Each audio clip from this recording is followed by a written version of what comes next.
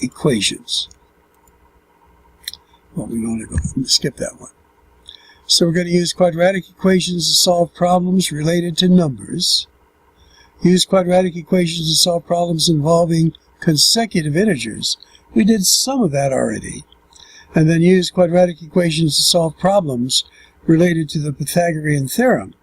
We did some of that, but now we're going to have quadratics, that is to the second power, and we'll use the techniques we've been building on. Now I'm going to skip this over. We've gone over this in chapter 5, where we were to read, reread, develop an equation, define a variable, solve, and then check to see if our answers made sense.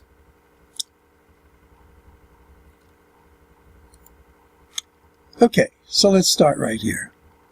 One number is 4 more than the sum of their squares. So let's work on this one here. Now, I will pretend that I'm a student as well. So we have one number, and the other is 4 more than that.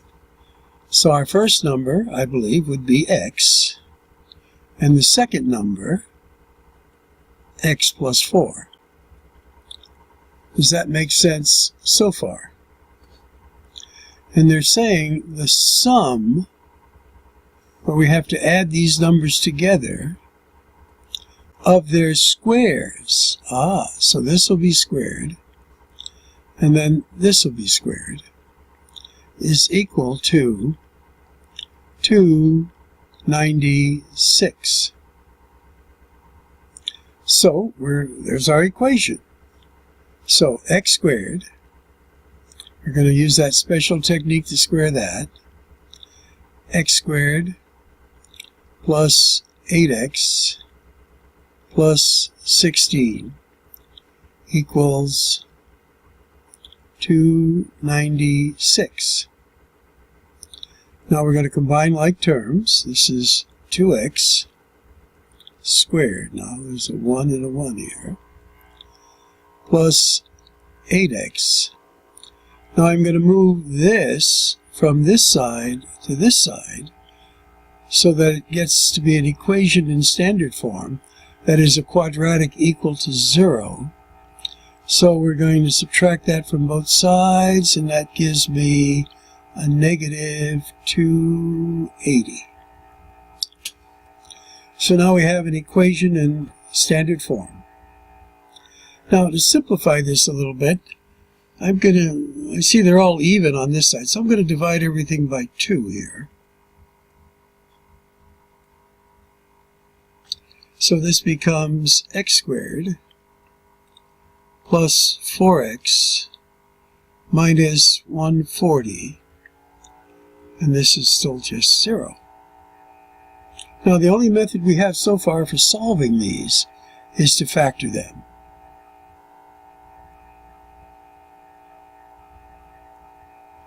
So this is just a 1, so this has to be an x and an x.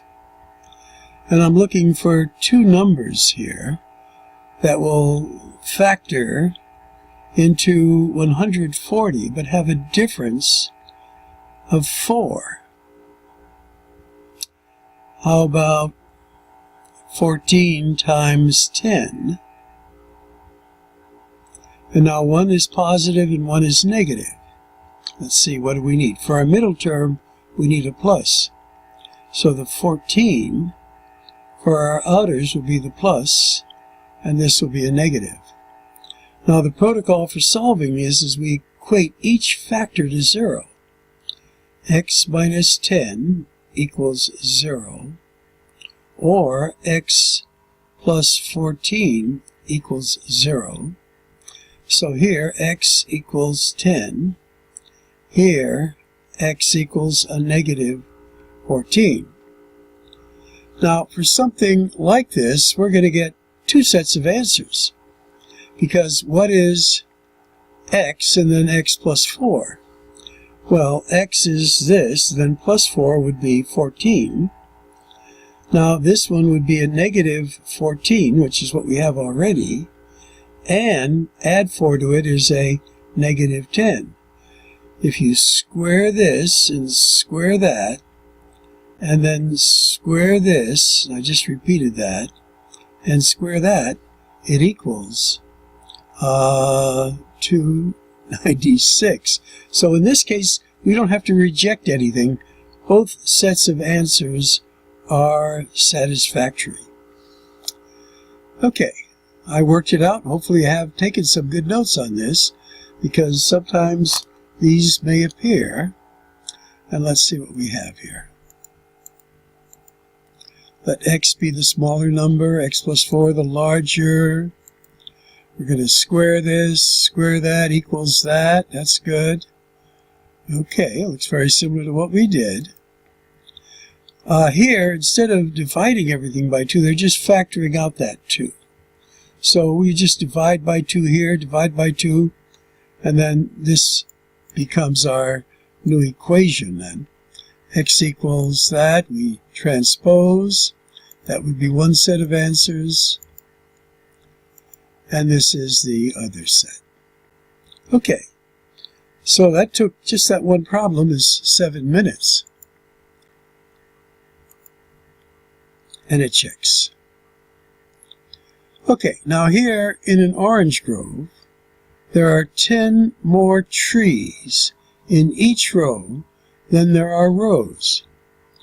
How many rows are there if there are 93 trees in a grove? Again, we're going to pause and think about it. All right, I thought about it a little bit, and I came up with this. How many rows do we have? Well, we don't know that, so that'll be our x. This is our unknown. This is the number of rows. Now, how many trees are in each row? Well, there are 10 more trees in each row. So this is the row plus, so this is the number of trees in each row. So we're going to expand that, x squared plus 10x. I'm going to transpose this over to this side. 96 equals 0. So now we have a quadratic equation in standard form. And again, we're going to have to factor these.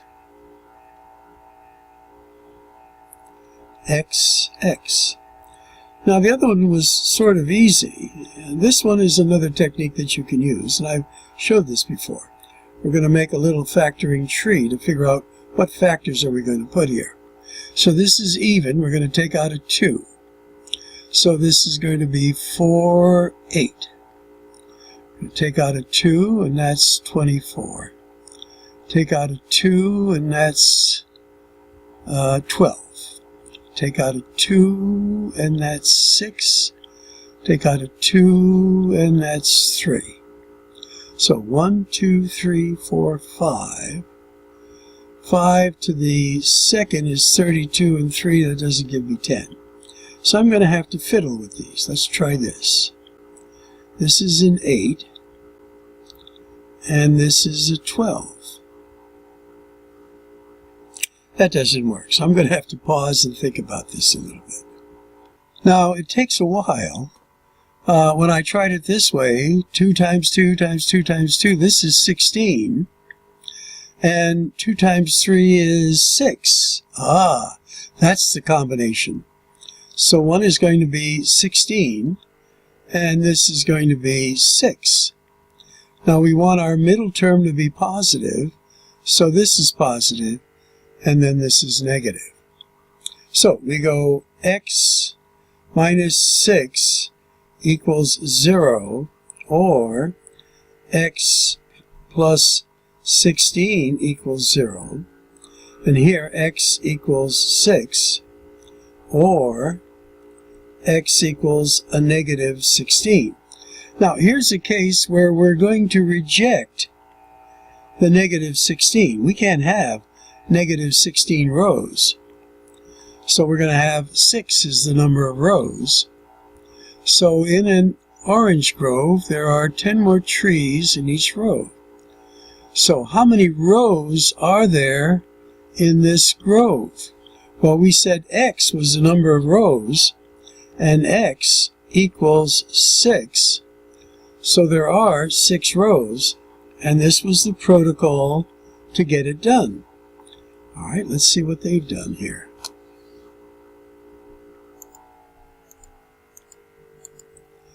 All right, they're using R. It's all right. We used N, or X, and that makes sense. There's our basic equation.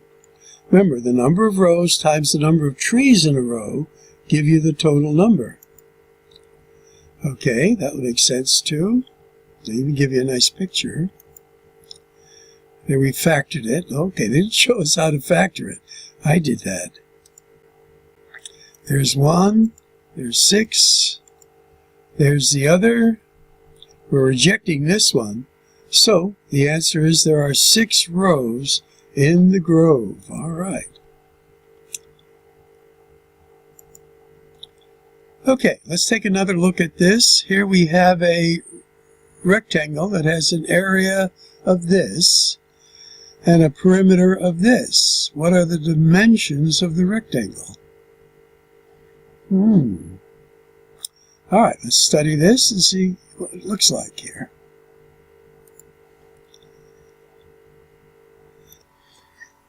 Okay, now we worked with area before. Length times width equals the area. We're just kind of doing things here. And that would be length times width is this. And then we also know that 2 lengths plus 2 widths equals the perimeter. Now, we could divide this by 2 here.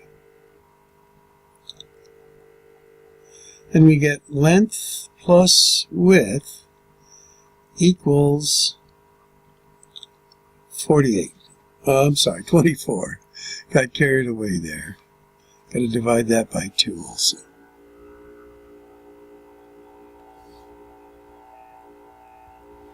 Now, what does length equal? See if you'd go along with this. That the length would equal 24 minus W. Would you go along with that?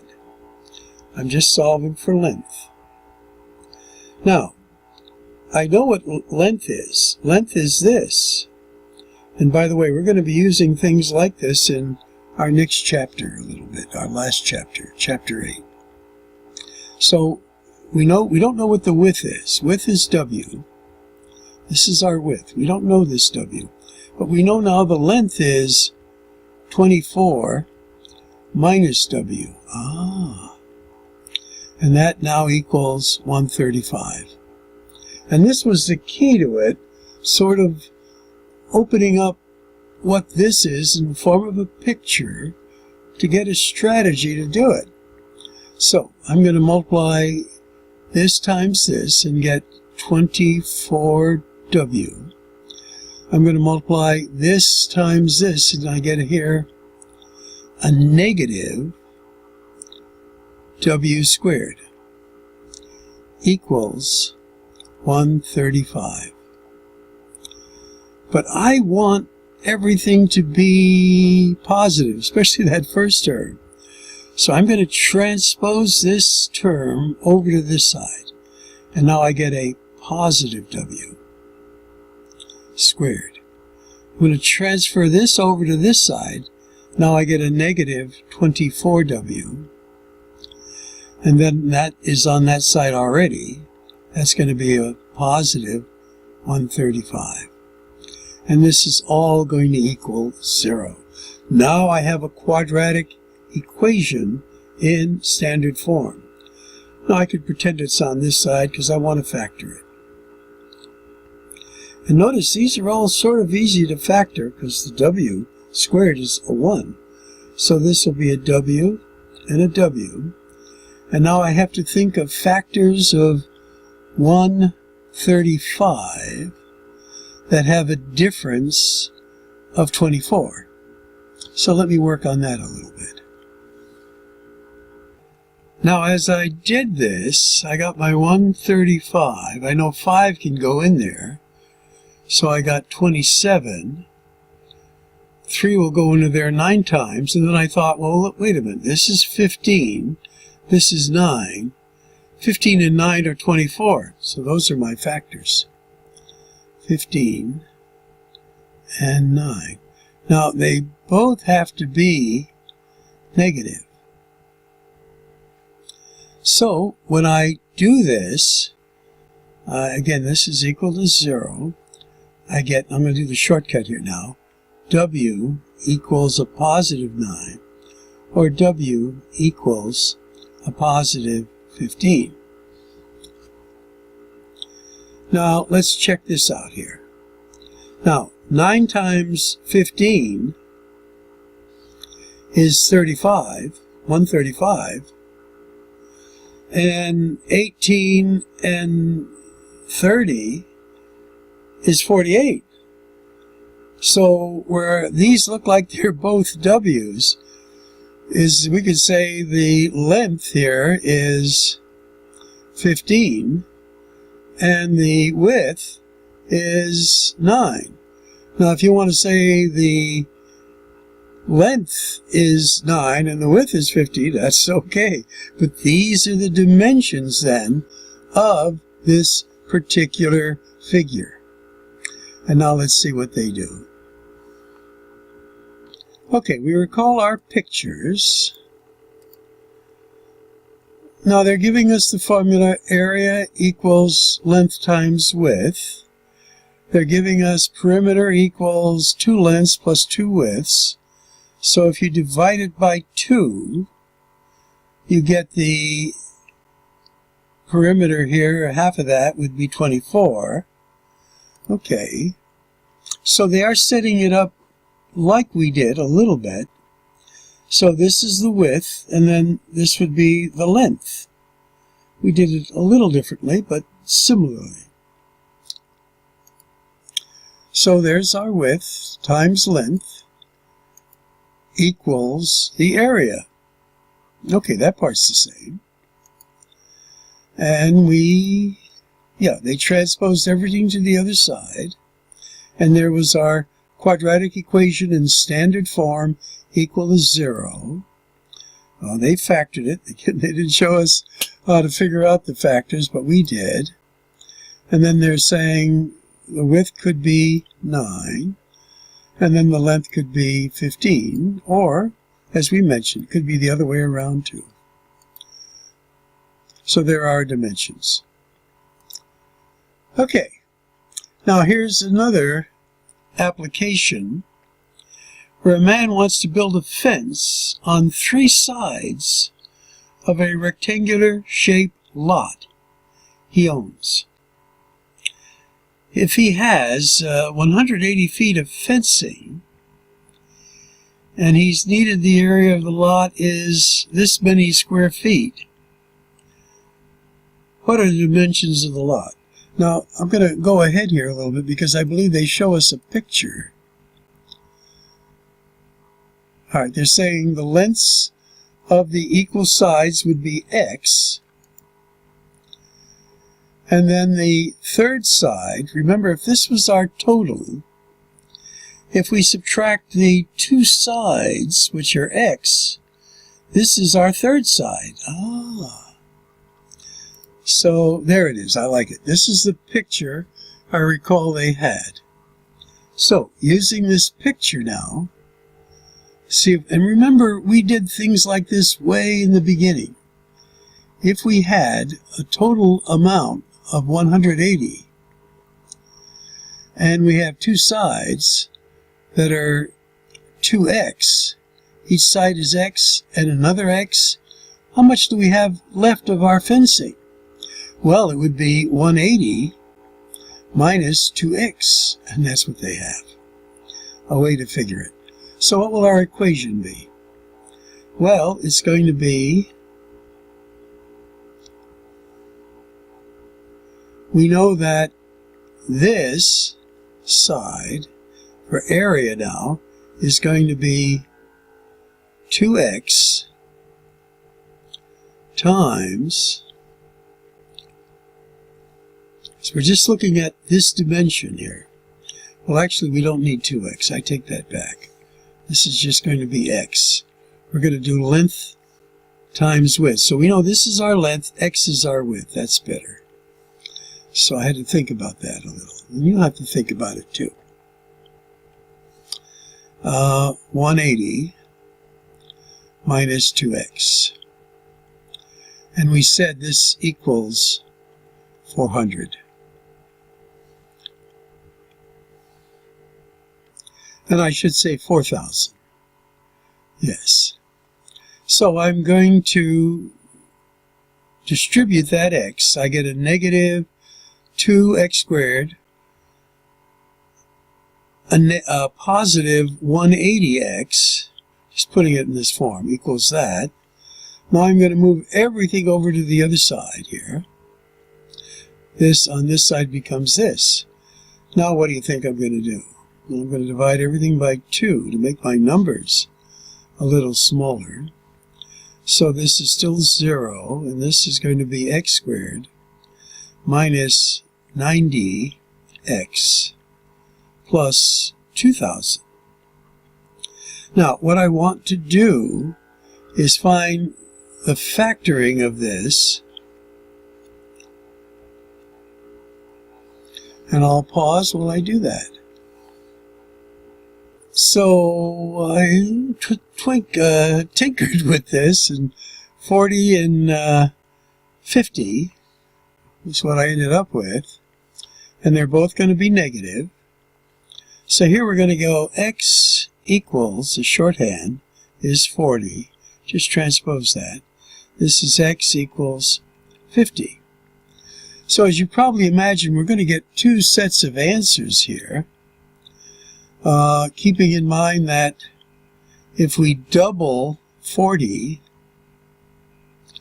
that gives us 80. 80 minus 180 is going to be 100. And the other is 80. That would be one possible set of answers. Or if we double this, 50, 2 times 50 is 100. Subtracted from that, that gives us 80 and 100. So here we're going to get two sets of answers where the width might be 50. Remember, they're asking us what would be the width, and then this length would be 80. Or you could have this width be 40, and then this length be 100. All right, well, let's see what the book does, because they do a nice job too, I guess, here. Lots of figuring here.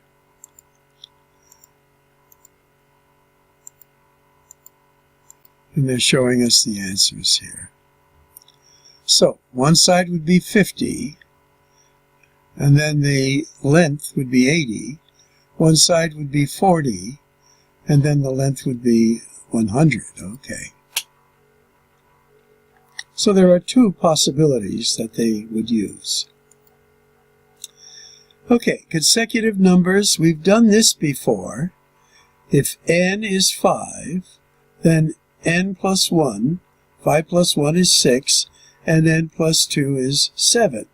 These are consecutive integers. Now, if they're even integers, I don't like this way here. I don't think you have to do it that way. I think we can still do it this way. I know the book features this, but this would be n. Then the next one is just n plus 2. And then the next one is n plus 4. So I wouldn't use this way here, this idea of 2n. Now, this is also used for consecutive odd. If we had 7, 9, and 11, you just define your first integer as n, second integer as n plus 2, third integer, odd integer, n plus 4. Now, it is a little confusing that these are both the same, but it depends how you define your first integer. If you define your first integer as even, then that's even. This is the next even. This is the next even. If you define your first integer as odd, then this is the next odd, and this is the next odd. Again, use this method. So let's see what they have to say here. Okay, jumping right into this. Find two consecutive positive integers. This is easy. And n plus 1. The easiest. And the sum of their squares is this. Well, we did one similar to this. So this is n squared plus n plus 1 squared equals 265. So this is n squared. Squaring this using that special technique, squared plus 2n plus 1 equals 265. Combine like terms. We get 2n squared from this plus 2n. I'm going to transpose this to this side, where I get a negative 264 equals 0. Subtracting this from both sides, get this. Now I'm going to divide everything by 2. I like this method here. So I get n squared plus n plus 132 here. Let me correct that.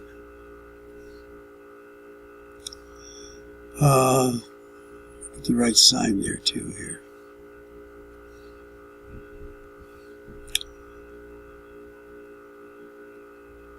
Equals 0. Now this shouldn't be too hard to factor.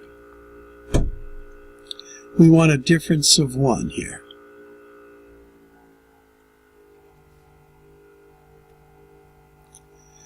Now that's close to 144. And I'll have to play with it a little bit here. I used my calculator, and 12 times 11, because this is like 144, so that square root of 144 would be 12, and that would make sense.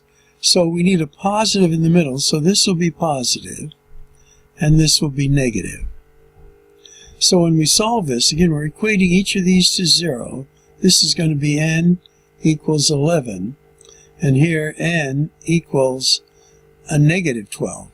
Now they want positive integers. So our integers are going to be 11 and 12. Alright, let's do the book fast, because this is getting a little long already here.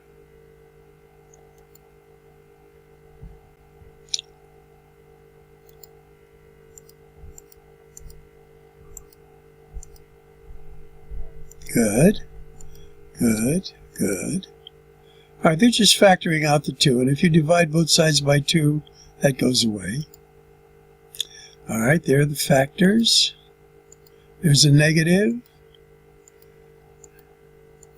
and there's a positive. Now, they didn't want negative integers, so the only ones that are useful here are these two.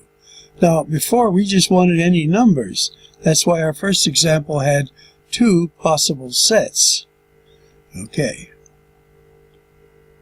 Now, find 3 consecutive odd integers such that the product of the first and second is this much more than the third. Okay. Let's set this one up right away. I think I could do it from scratch here. So there's my first integer. There's my second odd integer. Let me see here.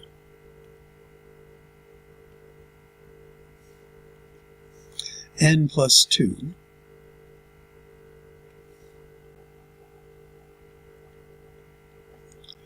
And my third odd integer is going to be n plus 4. Now they're saying the product of the first and second. Well, this is my first, and then this is my second, is this much more than the third.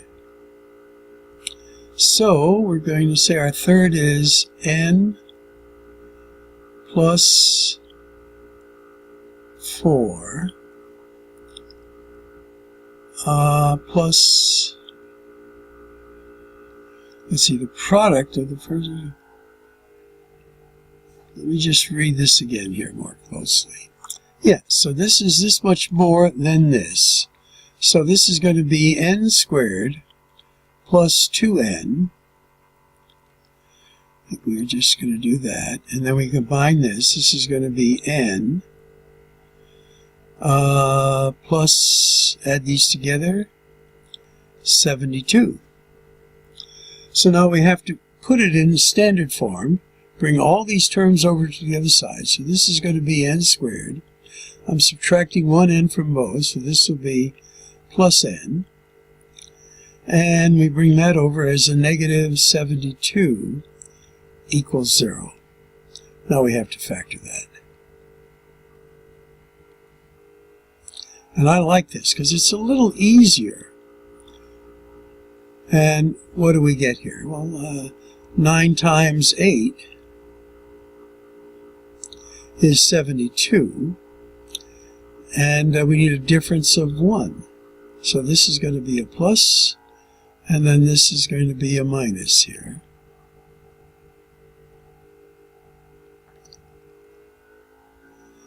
And so this will be n equals 8, or here n equals a negative 9. So we want odd integers, don't we? So this is an even integer, so this one's out. So we have a negative 9. We add 2 to it, we get a negative 7. Add 2 to that, we get a negative 5. So there are 3 consecutive odd integers. Now I'm not going to show you the way they showed because this is so much easier. These are your answers to this question. And the other way looks very complicated, and I'm not going to show that to you. Now, we started off with the Pythagorean theorem back in our Unit 1. And I think you're familiar. C squared equals a squared plus b squared. The short legs are a and b. And then the hypotenuse is this angle, or the side opposite the right angle. Well, let's go on to it. And here we have a support wire 25 feet long, stretches from a tree to a point on the ground. So I'm going to make a little diagram here. There's the tree. And then we have a support wire that is 25 feet long. So that's the hypotenuse. And stretches from a tree to a point on the ground. The point of attachment on the tree is 5 feet higher than the distance of the base of the tree. So this is going to be x here. And this height is 5 feet more than this. So this is going to be x plus 5. How far up the tree is the point of attachment? Now again, I'm going through this somewhat quickly. I'm familiar with these, so we're going to say x squared, that's a squared, plus, in parentheses, x plus 5, which is b that we're going to square, equals 25, which is c, our hypotenuse, that is squared. So this is x squared. We're going to square that in a way that we are exposed to. 2 plus 10x plus 25 equals 25 squared is... Okay, so that 25 squared is 625. Now I combine like terms. I get 2x squared, 10x, transpose this to the other side, and this becomes a negative here. Why do I put a positive there? This is a negative 600. Got to check your work here. Now, what do you think I'm going to do? I'm going to divide everything by 2. So this is now x squared plus 5x minus 300 equals 0. I'm going to factor that. X and x. Now, factors of 300 that have a difference of 5. So, I figured out 15 and 20 is 300. I need a positive in the center. So my inners here will be the plus, and this will be negative. So I get x equals transpose, that's a negative 20. Here I transpose that, x is 15. Now I can't have a length of 20, negative 20, so I reject this. So x here is 15, but they're not asking for the base. They want to know how high up on this tree is this guideline attached. Well, 15 plus 5 is 20, so the answer would be 20 feet. All right, let's check our work here now. I think they have a nice picture too. All right, well, a little different picture, but that's all right. I like my picture better, actually. Okay. Up, divide everything by 2, or factor out of 2 and then divide by 2, get rid of it. There's our factors. So we get a negative 20, but we reject that. So our base is 15, and it's going to be attached 20 feet up on the tree. Okay. And that completes our lesson. Under 40 minutes. Not bad.